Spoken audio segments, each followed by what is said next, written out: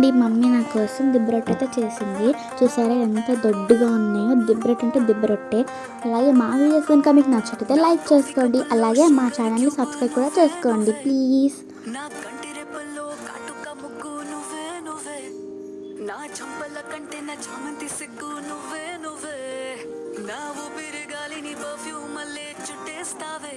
Oh my baby నీ బుగ్గలు పిండాలి. Oh my baby నీకు ముద్దులు పెట్టాలి. ఓ మై బేబీ నా చున్నీ నీకు టై కట్టాలి.